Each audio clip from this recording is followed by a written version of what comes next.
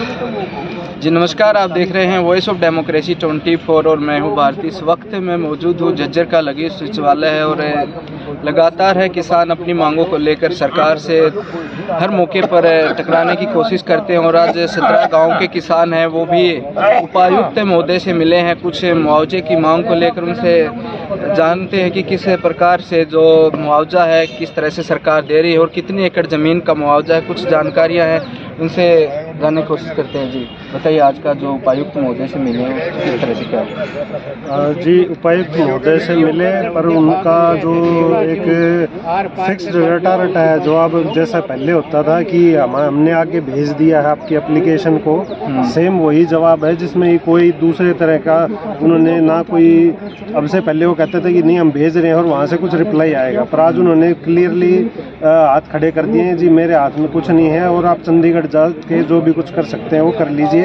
और उनको भी पता है कि चंडीगढ़ जाने के लिए अभी 2 दिन बीच में छुट्टी है, तीसरे दिन वो उसको अवार्ड को डिक्लेयर कर ही देंगे। ना तो मतलब कि जमींदारों को उसके कन्विंस में किया गया कि भाई आपका मुआवजा जो हो इस आधार पे तय किया जा रहा है, ना किसी किसान को कोई जानकारी किस आधार पे तय किया जा रहा है। उसके जो लैंड एक्विजिशन एक्ट के जो प्रोविजंस हैं उसको प्रॉपरली फॉलो भी नहीं किया जा रहा है। सरकार कहती है कि जब स्टाम्प ड्यूटी लेनी होती है तो जो नेशनल हाईवे है उस नेशनल हाईवे के साइड में 200% की रेट से ड्यूटी चार्ज करती है, पर जब किसान को देने की बात आती है उस टाइम पे वो कहते हैं कि नहीं आपका तो ये मतलब कि जो इतना बड़ा KMP नेशनल एक्सप्रेस वे बना के एक्सेस कंट्रोल्ड एक्सप्रेस वे जिस पे जमींदार को चलने की भी अनुमति नहीं है और उस पे नेशनल हाईवे का जो रेट है वो चार्ज करते हैं, पर जब बात आती है देने की तो कहते हैं कि ये किसी हाईवे की श्रेणी में ही नहीं है।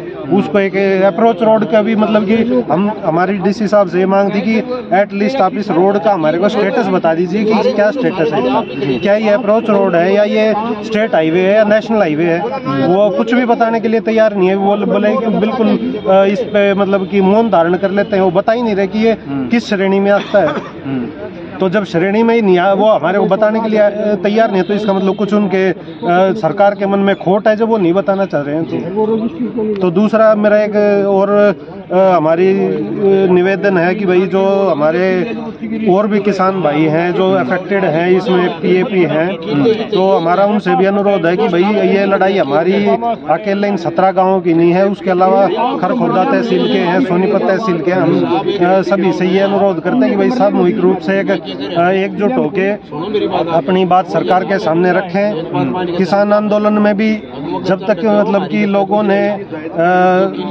इकट्ठे होकर अपनी बात नहीं रखी तब तक उनकी बात मानी नहीं गई। सरकार जो ये अनुनय विनय की जो भाषा है वो समझने के लिए तैयार ही नहीं है। और बहुत सारे किसान ऐसे हैं जिनकी की जमीन है जो 2 टुकड़ों में बट गई, एक तरफ किसी की आधा एकड़ चली गई, दूसरी तरफ में 2 कनाल जमीन बच गई, या किसी की मान लो 10 मरले बच गई।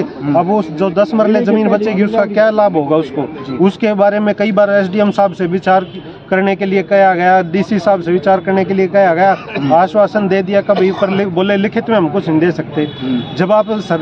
जब जमींदार आपके पास जाता है तो आप उनसे शपथ पत्र भी साइन कराते हो कि आप हमारे को शपथ लिख के दे दो कि हम मुआवजा लेने से पहले शपथ लिख के दे दो कि भाई हम आपके मतलब कि इस मुआवजे से हम संतुष्ट और केस नहीं करेंगे। जब किसान कोई आश्वासन चाहता है तो उस टाइम पे उनके बोलती बंद हो जाती है। तो वो जब किसान से आश्वासन ले रहे हैं तो जमींदार को लिखित में आश्वासन देने में क्या आपत्ति होती है सरकार को? और ये किसान मौजूद हैं। अंकल जी पहले अपना भाई परीक्षित नाम है मेरा, बादली से। जी मैंने पहले भी बताया कि हमारे गांव से सटे हुए दिल्ली के 2 गांव हैं, ईसापुर और ढासा, उनकी जमीन हमसे इंफीरियर है। उनके यहाँ ना तो पीछे पानी ट्यूबवेल का ठीक है और ना नहर है। हमारे पास दोनों चीजें उपजाऊ है, आपकी हमारी उपजाऊ है और नहरी है और चाहिए, और उनके पास ऐसी है भी नहीं। लेकिन फिर भी उनकी दिल्ली गवर्नमेंट की मिनिमम 10 करोड़ रुपए फी एकड़ प्राइस है। तो इस हरियाणा गवर्नमेंट में ऐसी क्या आफत आई हुई है, ये 10 करोड़ रुपए नहीं दे सकते हमने। हमारी उपजाऊ जमीन ले रहे। अब हम तो थोड़े भी पैसे ये देंगे, उन्हें खा मराएंगे तो बच्चे हमारे क्या करेंगे? ये तो इन्होंने सोचना चाहिए। दूसरा ये नहीं बताते कौन से एरिया में क्या लगा दिया इन्होंने, के गांव के 2-2 सिस्टम बना रखे, जबकि इनका सर्कल रेट एक ही है। जी। तीसरी बात ये है कि नहर चली गई, पटड़ी चली गई, रास्ता हमारा नहर के साथ साथ 3 क्रम का हमारी जमीन काट के दिया गया था खेतों में जाने के लिए, उसको भी खा गए। अब उसके बदले का रास्ता नहर कौन देगा? बिल्कुल खत्म हो जाएगा। वहाँ वो नहर को डाइवर्ट करके दूसरी तरफ ले आ जाए और उसका खर्चा रेलवे से लिया जाए और जो रास्ता है वो भी दिया जाए और रास्ते का खर्चा भी रेलवे से लिया जाए। अक्सर है जो विधानसभा है बादली, उससे एक बात और कहना चाहिए, दुष्यंत चौटाला जी उप मुख्यमंत्री है जी, उन्होंने FCR ने और DC साहब ये जो मौजूद हैं, इन्होंने हरियाणा वन में होशियार सिंह और इन सबके साथ मिलकर मीटिंग की जी। और उस मीटिंग में इन्होंने ये फैसला किया था कि रोड के दोनों तरफ 2-2 एकड़ जमीन वो उसको 200% लगाएंगे। अब ये कह रहे हैं कि ये जो रोड है ये नेशनल के इक्विवेलेंट अभी करना FCR के हाथ में। अब FCR उसको क्यों नहीं करता? FCR को क्या आपत्ति है? और यदि FCR को आपत्ति है तो चीफ सेक्रेटरी हरियाणा करे, चीफ मिनिस्टर हरियाणा करे, हमारी जो काम को सॉल्व करे ना। अब ये काम कुछ करते ही नहीं, ये काम तो कुछ करते ही नहीं। ये लोग घूमे उनके पीछे पीछे और मानते नहीं। अक्सर बादली विधानसभा है वो हम हरदम एक चर्चित सीट भी है और ओम प्रकाश धनखड़ भी धरती पुत्र लिखते हैं और धरती जो असली धरती ओम प्रकाश धनखड़ की तो माँ गलती है जो हम किसान जिससे उसने वोट लेने का आगे विचार बना रखा है और पीछे भी ले गया है। एक बार बन भी गया था और दूसरी बार भी वहाँ से जीत के निकले है। वो चुपचाप बैठे अपने घर। वो तो बलता है कि मैं बादली का भला करना चाहता हूँ। भला कहाँ कर रहा है? भला करना हो तो FCR से कहे, दुष्यंत चौटाला से कहे, चीफ मिनिस्टर से कहे और वो नेशनल हाईवे करा कर रेट बढ़ाए। बातचीत हुई कभी इससे? धनखड़ से नहीं, इनकी लोगों की हुई है। ये क्या बातचीत हुई? उनसे मैं ज्यादा से ज्यादा मौजूद रहूँगा जी। बोला था उसने, मंडी था उसके पास। फिर उसके बाद क्या हुआ? उसके बाद कुछ नहीं हुआ, कुछ बोला तो नहीं। उसने ये नहीं कहा, उसने ये कहा 2 करोड़ से कम लिखो जी। 2 करोड़ से कम क्यों लिखें जी? जब हमारे साथ में 10 करोड़ दे रहे हैं तो हम 20 करोड़ लिखेंगे जी। 2 करोड़ से कम क्यों लिखवा रहे हैं? वो हमारे को रिप्रेजेंट नहीं करना चाहता जी। उसके दिल में चोर है, मुंह से मियाँ मिठू और पीछे करना कुछ नहीं। कितनी जमीन आती है बादली की वैसे पूरे गाँव की? 67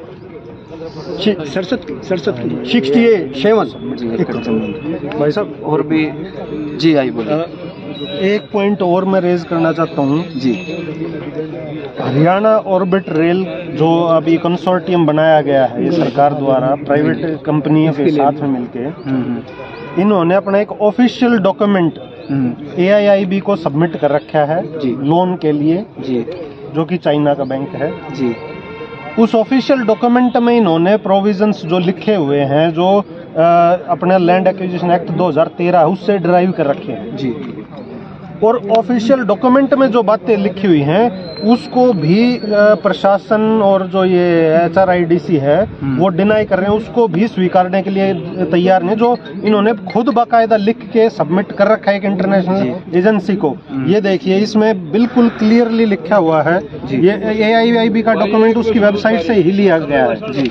इसमें क्लियरली लिखा हुआ partial land on impact on land, अगर किसी की हिस्से में अगर लैंड ली जाती है, in case only a part of any land plot is affected and its owner desires that the whole plot be acquired on the grounds that the plot has been rendered uneconomic। आप इसको समझ रहे हो कि इसमें साफ लिखा हो कि अगर कोई ऐसी जगह है जो खेती लायक भी नहीं बची और कोई इकोनॉमिकल एक्टिविटी भी नहीं हो सकती, उसको लिया जा सकता है और has been served due to LA land acquisition act 94 RFCT LAR 2013।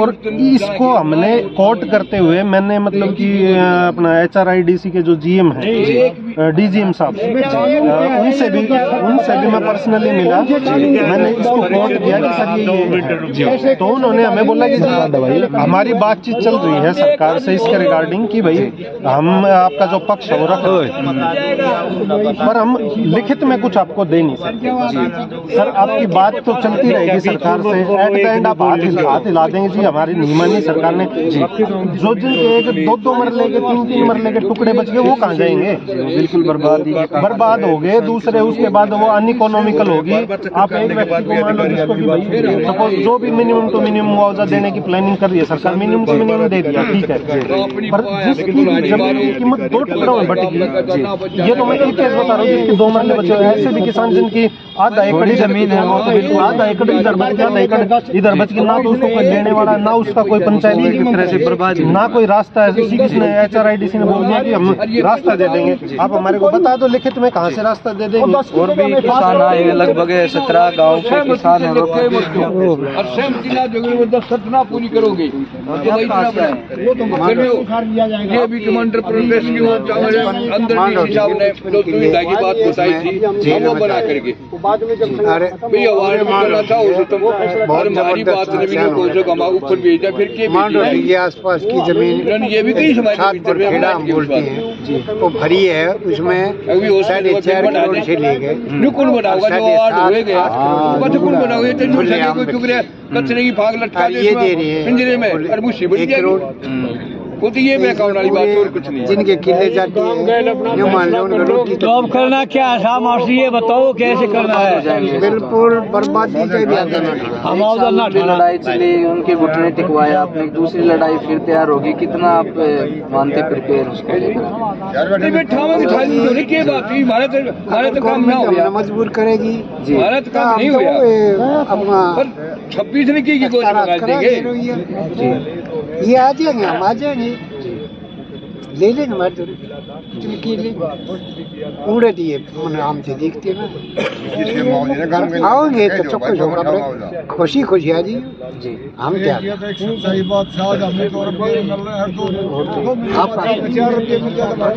नुकसान कुछ भी कौन नुकसान था? कौन सा गाँव? सहमति वाला कोर्ट में भी जाएगा की कोर्ट भाई न्यू का नाम था, कोर्ट में तोड़ कर जाएंगे। जिसका सहमति पत्र होगा उसे कौन सुनाई करेगा? क्या कदम रहेगा? हर मिनिस्टर से मिल लिए, प्रशासनिक अधिकारियों से भी मिल लिए, हर तरह से आपने अपनी जो है गतिविधियां कार्रवाई कर लिया। अगला क्या कदम रहेगा? 26 में अगला कदम तो ये रहेगा 4 आदमी भाई फोन आओ जब तुम 4 आदमी अपने 4 आदमी बैठा के वो कार में चालन तो अपना काम करो, वो नाम दे जो मैंने राम राम से एक्सप्रेस वे 2 दिन की बात का ही मांगू, बाकी भाई फैसला करो कर जी। इसलिए पड़ेंगे और रास्ते बंद रहेंगे, पर ये कहीं से भी इस पर चढ़ने का इजाजत नहीं है, तो हमारा दिल करेगा तोड़कर चढ़ेंगे। फिर जो जिसका हमारा कार देगा भाई मैं 400 वो अपने 4 आदमी और जोड़ लेगा। इसे मैंने नाम दे दो। तमाम किसान है आज उपायुक्त के मुद्दे से मिले थे और तमाम मिनिस्टरों से भी मुलाकातें की हैं, चाहे दुष्यंत चौटाला हो, ओम प्रकाश धनखड़ हो, हर दरवाजे पे गए हैं, अपनी बातें रखी हैं और कहीं से उम्मीद नहीं है कि यह कार्रवाई होगी। तो इन्होंने साफ ऐलान कर दिया है कि अब KMP पर किसी भी रास्ते से चढ़ा जाएगा, टोल बैरिकेड हटा दिए जाएंगे, दोबारा से धरना प्रदर्शन होंगे। क्या होगी आगे की जो पंचायतें फैसला लेंगी वो भी हम आप तक पहुंचाने की कोशिश करेंगे। जब तक बने रहे मेरे साथ और देखते रहे वॉइस ऑफ डेमोक्रेसी।